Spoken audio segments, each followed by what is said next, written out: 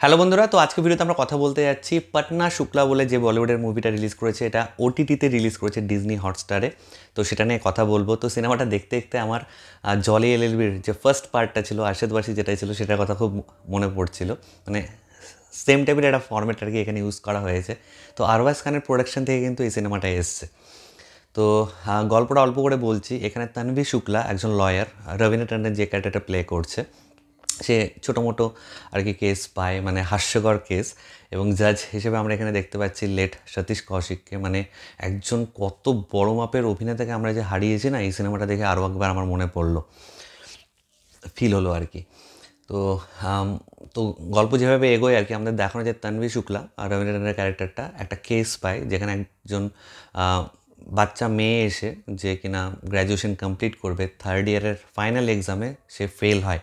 কিন্তু সে এসে রবীন্দ্র ট্যান্ডনকে বলে যে আমি এত ভালো পরীক্ষা দিয়েছি যে আমি ফেল হতে পারি না, নিশ্চয়ই কিছু এখানে হয়েছে। তো ইউনিভার্সিটির এগেনস্টে সে কেস লড়তে চায় এবং সে চায় যে তার খাতাটা যেন আরেকবার রিএভালুয়েট করা হোক এবং তার মার্কশিটটা ঠিক আছে না ভুল আছে না কারোর সাথে এক্সচেঞ্জ হয়েছে সেটা যেন বার করা হয় আর কি। তো এখানে একজন বড় মাপের পলিটিশিয়ান যুক্ত আছে, সে কারণে কেসটা ধীরে ধীরে আরও কমপ্লেক্স হতে থাকে। যেখানে রবীন্দ্র ট্যান্ডনের ফ্যামিলি লাইফ, তার হাজব্যান্ডের চাকরি যাওয়ার পথে চলে যায়, তাদের বাড়িঘর ভাঙা হয়, মানে অনেক কিছু ডিফিকাল্টিস। খুব কমন শোনাচ্ছে আমি জানি, এরকমই হয় আর কি। লয়াররা যখনই কিছু সিরিয়াস কেস, বড় কেস যেখানে বড় বড় নামগুলো যুক্ত আছে তাদের এগেনস্টে যখন লড়তে যায় তাদের সাথে এরকম হয়, সেটাই এখানে দেখানো হয়েছে। তো আলটিমেটলি কেসটা কোন দিকে যাবে না যাবে সেটা নিয়েই আর কি বাকি গল্প। এবং ক্লাইম্যাক্স পোর্শনে এসে মানে মানে একটা টুইস্ট আমাদের সামনে বলতে পারো দেখানো হয়, যেটা তো আনএক্সপেক্টেড লেগেছে আর কি। তো সাসপেন্সে ভরপুর কিন্তু একটা সিনেমা। এই মনে হবে সিনেমাটা তো এত স্ট্রেট ফরওয়ার্ড, এই পরক্ষণে আবার একটা মানে অন্য কিছু হয়ে যাবে আর কি, অন্য দিকে চলে যাবে। যেহেতু কোর্টরুম ড্রামা, এদিকে একটা বক্তব্য ওদিকে একটা বক্তব্য, এরকম আর কি ব্যাপারটা আছে। এখানে রবীন্দ্র ট্যান্ডনের অপোজিটে লড়ছে চন্দন রয় সানিয়াল, আরও একজন ভালো অভিনেতা, আমার খুব পছন্দের অভিনেতা। সে এখানে রবীন্দ্র ট্যান্ডনের এগেনস্টে আর কি লড়ছে, ইউনিভার্সিটির হয়ে লড়ছে। তো এই হচ্ছে ওভারঅল গল্প। বাকিটা দেখতে হলে ডিজনি হটস্টারে অ্যাভেলেবেল আছে, অবশ্যই গিয়ে দেখো সিনেমাটা।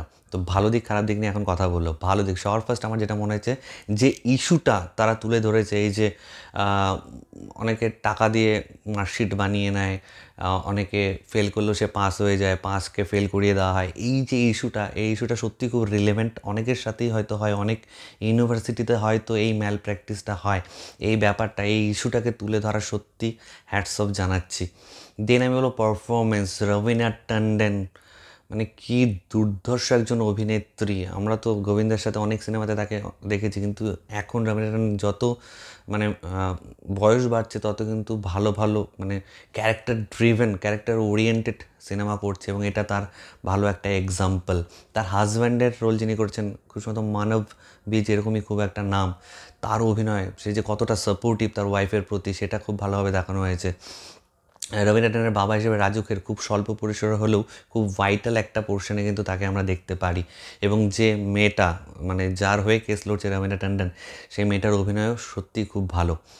এবং চন্দন রয় সানিয়াল থেকে শুরু করে এক যে পলিটিশিয়ানটা ছিল, ইয়াং পলিটিশিয়ান একদম, তারও অভিনয় খুব ভালো লেগেছে। একদম ঠান্ডা মাথার খেলোয়াড় যেরকম হয়, ঠান্ডা মাথায় সে সমস্ত কিছু করে।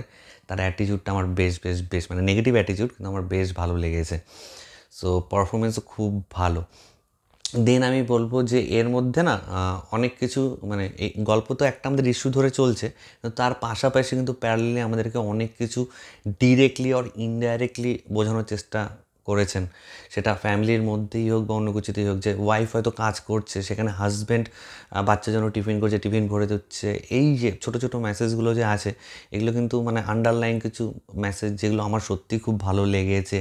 বাবার মেয়ের প্রতি ভালোবাসার একটা সিন আছে, মেয়ের বাবার প্রতি একটা, মেয়ের হাজব্যান্ডের প্রতি একটা, এই যে ব্যাপারগুলো সত্যি খুব ভালো লেগেছে। তো আন্ডারলাইন যে কিছু মেসেজ রাখা হয়েছে সেই পোর্শনটাও কিন্তু আমি যথেষ্ট এনজয় করেছি, মানে আমার খুব ভালো লেগেছে সেই আন্ডারলাইন মেসেজগুলো। সেগুলো ডিরেক্ট বলেনি, কিন্তু তোমাকে বুঝে নিতে হবে আর কি।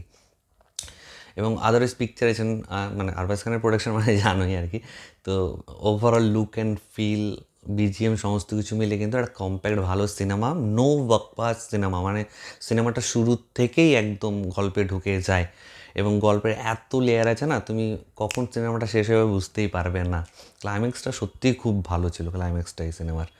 নেগেটিভ দিক যদি বলতে হয় তাহলে আমার মনে হয়েছে যে আমি ভেবেছিলাম, এক্সপেক্ট করেছিলাম যে যে তার খাতাটা হয়তো কোর্টে পেশ হবে, সেখানে খাতাটা দেখানো হবে, এরকম একটা সিন আমি এক্সপেক্ট করছিলাম যে সবার সামনে রিভিল হবে ব্যাপারটা কি। তো এটা এরকম হয়নি, এখানে জাজমেন্টের মাধ্যমেই দেখানো হয়েছে, মানে বাকিরাও বুঝতে পারছে, আমরাও অডিয়েন্স হিসেবে বুঝতে পারছি যে হ্যাঁ এটা ঠিক ওটা ভুল, এভাবে আমাদেরকে দেখানো হয়েছে। তো আমি ভাবছিলাম যে তার অ্যান্সার স্ক্রিপ্ট, মানে মেয়েটার অ্যান্সার স্ক্রিপ্টটা যদি একদম আসতো না তাহলে মানে আরও জমে যেত।